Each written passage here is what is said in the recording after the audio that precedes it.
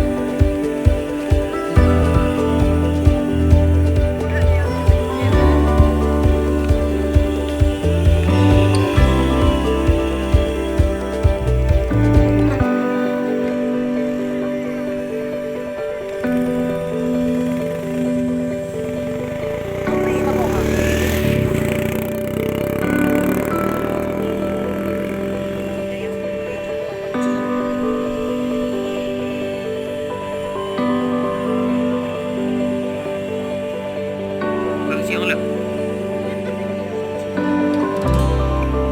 Kaki baik pun lagi lah yang.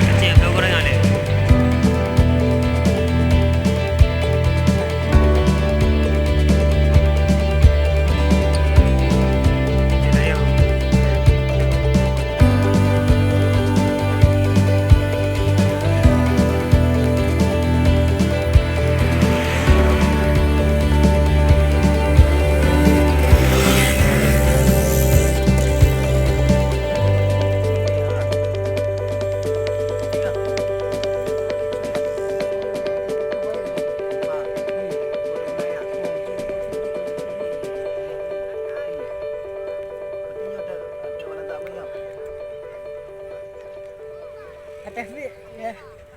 Pak boleh ambil. Atas bit.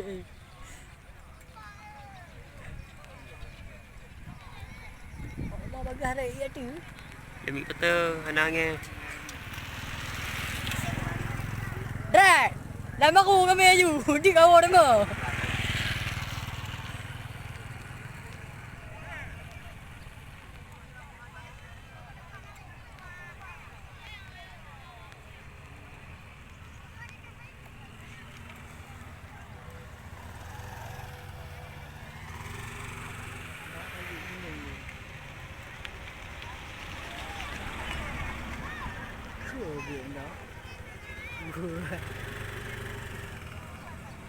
Cik ni edit tak?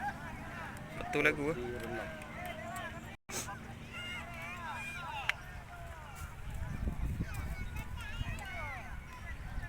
Tu ke. Sama satu tu ke jawab ajuk ni. Hai punya 3 je.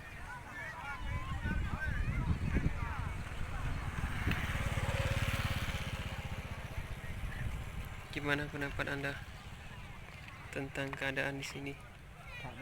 Di sini hujannya agak nggak deras sikit ya. Kering saja.